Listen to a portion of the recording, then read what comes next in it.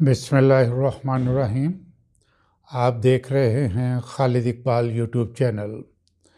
अमेरिकी सदर Donald Trump ने अपने एक ट्वीट में दुनिया को बताया कि ईरान और इसराइल की जंग बंद हो गई है। कल रात सारी दुनिया के मीडिया चैनल्स ब्रेकिंग न्यूज़ दे रहे थे। ईरान ने कतर में अमेरिकी अड्डे को अपने मिसाइलों से निशाना बनाया। याद रहे कि मिडिल ईस्ट में अमेरिका का ये सबसे बड़ा अड्डा है। इस हमला के बाद तबसरानगार ये फरमा रहे थे कि ये तवील और बड़ी जंग शुरू हो गई है। दूसरी तरफ ईरानी वज़ीर ख़ारजा रूस के सदर पुतिन से मुलाकात कर रहे थे। दुनिया की नज़रें उस पर भी थीं कि पुतिन ईरान की क्या मदद करता है। क्या वो बराह रास्त अमेरिका की तरह जंग में कूद पड़ेगा? मेरा तज्जिया ये था कि रूस चूँकि यूक्रेन की जंग में मसरूफ़ है, इसलिए वो बराह रास्त जंग में शामिल नहीं होगा। अलबत्ता मुमकिना हद तक ईरान को मुख्तलिफ़ किस्म के हथियार देने पे ज़रूर आमादा हो जाएगा। ज़्यादातर लोगों का यही ख्याल था। इस इसना में ट्रंप ने ट्वीट करके सारी दुनिया को मुबारकबाद दी।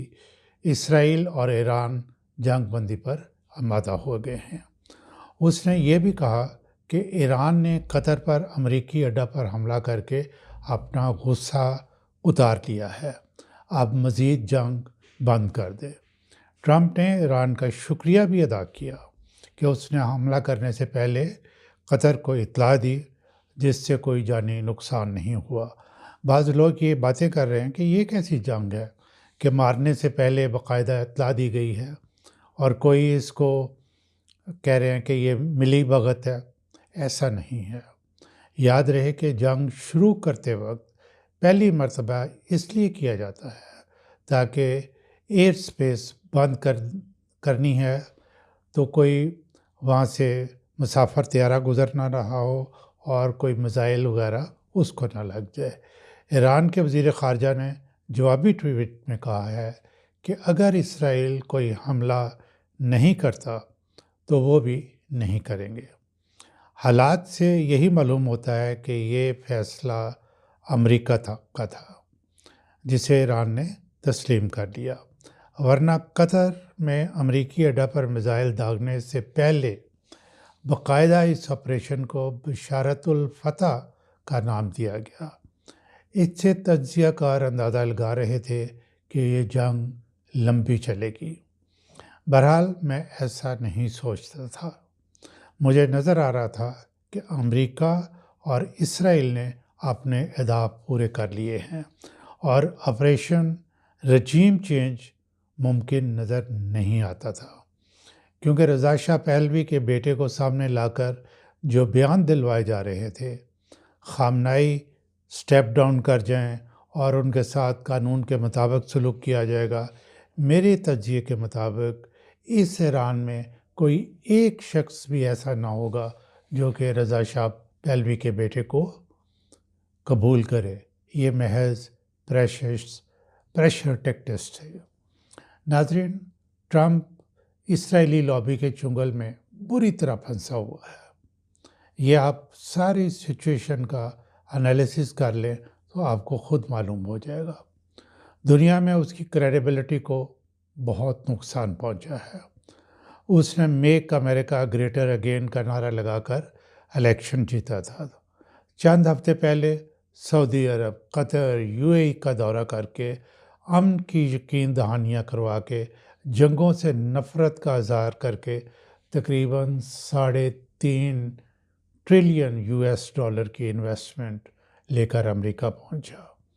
मशरिक़ वस्ती में जंग जारी रहने की सूरत में वो सारी इन्वेस्टमेंट ख़तरे में पड़ सकती थी।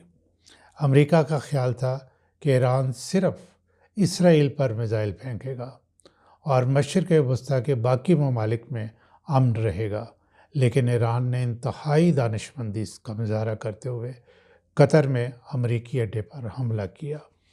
इससे ये ख़तरा पैदा हो गया कि ईरान मशरिक़ वस्ती में मौजूद बाकी अमेरिकी अड्डों पर भी हमला करेगा तो सारे ममालिक امریکہ کے خلاف بھی ہو جائیں گے اور ٹریلینز آف ڈالرز کی بارش جو ہے وہ رک جائے گی۔ ایران کی قطر میں امریکی اڈہ پر حملہ کی موو کامیاب رہی اور امریکہ نے فوری جنگ بندی کا اعلان کر دیا۔ جو تبصرہ نگار یہ کہہ رہے ہیں امریکہ کا ایران پر کیسا حملہ تھا کہ اس کو باقاعدہ وقت دیا کہ وہ اپنے ایٹمی اثاثوں کو کہیں اور شفٹ کر لے اور بعد میں امریکہ نے حملہ کیا، امریکی کسی صورت میں بھی یہ افورڈ نہیں کر سکتے تھے کہ اس حملہ سے تابکاری پھیلے اور انسانی جانیں ضائع ہوں۔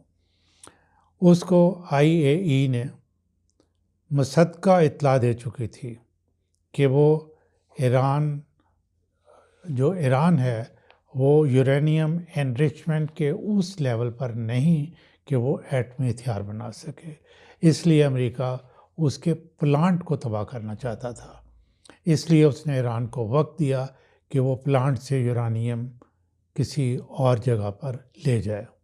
دوسرا، وہ اپنے B-2 طیارے اور بم ٹیسٹ کرنا چاہتا تھا۔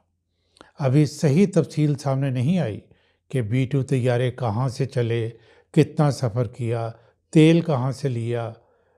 ظاہر ہے اس میں کچھ وقت لگے گا، پھر ایگزیکٹ سچویشن ہمارے سامنے آئے گی۔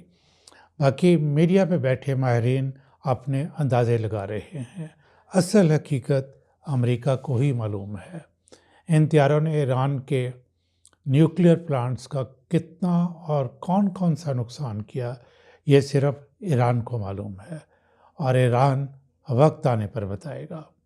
بہرحال امریکہ نے اسرائیل کی آدھی خواہش پوری کر دی کہ ایران کی نیوکلیئر انسٹالمنٹ نکارہ کر دی یا بہت نقصان پہنچایا، اور جو آدھی خواہش رہ گئی وہ رضا شاہ پہلوی کے بیٹے کو ایران کی حکومت دینا تھا۔ ایران نے اس جنگ میں بہت قربانی دی اور مسلمان ملکوں کا پورا نہیں تو کم از کم اسرائیل کا جو آدھا خوف ہے وہ ختم کر دیا ہے۔ ساری دنیا یہی کہتی تھی کہ اسرائیل کو کوئی کچھ نہیں کہہ سکتا۔ اس کا ثبوت آپ کے سامنے ہے، اس نے غزہ میں بہت مظالم ڈھائے، یہاں تک کہ ہاسپٹلز پہ بمباری کر دی، ہاسپٹل کو جانے والی سڑکوں کو نیست و نابود کر دیا، وہاں کے عملے کو اغوا کر لیا، لیکن کوئی کچھ نہیں بولا۔ اقوام متحدہ اور اس کے تمام ادارے میٹنگز کرتے رہے اور امریکہ ان قراردادوں کو ویٹو کرتا رہا۔ ایران نے بتا دیا کہ ہمت ہو، جرأت ہو تو صرف میزائلوں سے اسرائیل کو سبق سکھایا جا سکتا ہے۔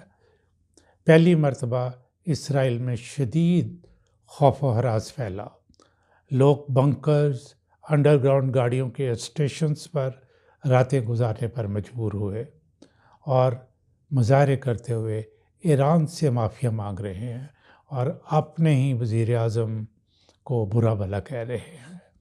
ناظرین، مسلمان ملکوں میں جہاں جہاں امریکی اڈے ہیں ان ملکوں کو ان اڈوں کو ختم کرنے کے اقدامات شروع کر دینے چاہیے۔